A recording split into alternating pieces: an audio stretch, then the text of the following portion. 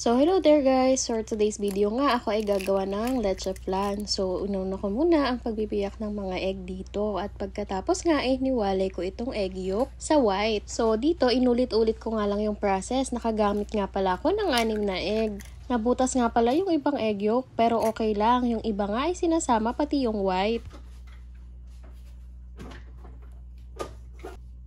So, dito nga ako ay gumamit ng evap na maliit. Isa nga lang pala yung ginamit ko. Ganun na rin sa condense.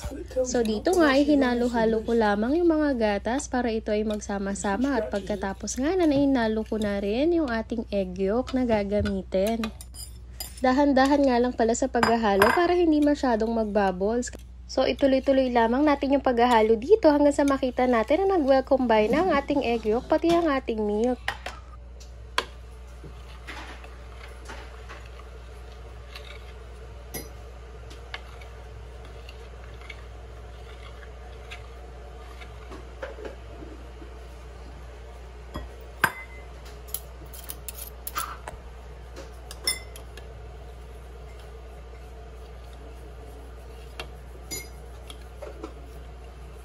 At pagka nga nakita natin na medyo okay na, ay pwede na natin itong salain para mawala yung mga bubbles galing sa ating paghahalo kanina. So salain natin ito hanggang 3 beses o kaya naman hanggang sa mawala yung bubbles. Kung wala naman kayong pansala, ay pwede na ang tela. Siguraduhin lamang na ito ay malinis. At dahil wala nga akong lemongrass, ito na lang ay pinigaan ko ng kalamansi. Nilagyan ko na rin ng arnibal pero ito naman ay optional lamang.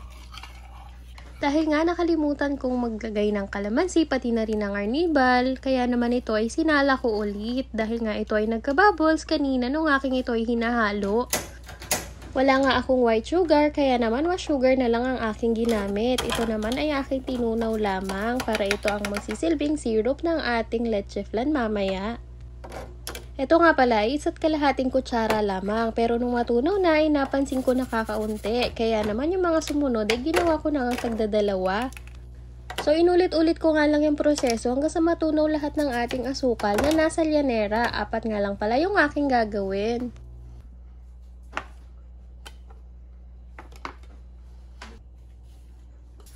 So, dito nga ako ay naghanda na rin ng foil. Ito ay ating ipambabalot sa ating mga lyanera. Importante nga pala ito para hindi magkatubig ang ating leche flan habang ini-steam.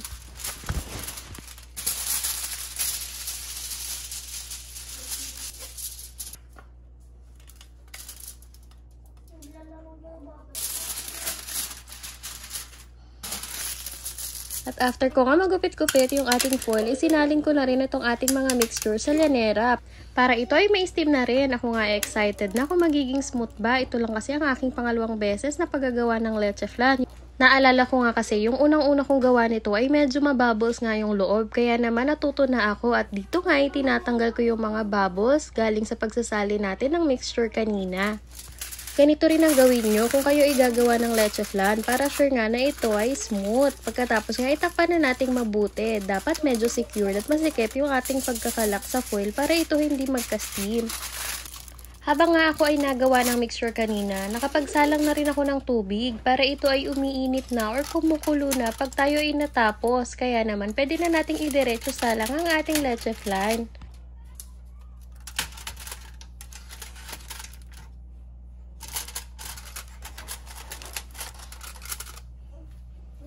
At pag nai-arrange na nga natin ito ng maayos, ay pwede na natin itong isalang sa ating tubig na pinakuluan para naman may steam na. Huwag nga pala natin kakalimutan na dapat mahina lamang ang apoy at i-steam natin ito ng 50 hanggang 60 minutes. At pag nga pala natin ito i-check kasi siguraduhin natin na ito ay luto na, itusukin lamang natin ito ng toothpick. At pag nga ito ay walang sumama sa toothpick, ibig sabihin ay pwede na.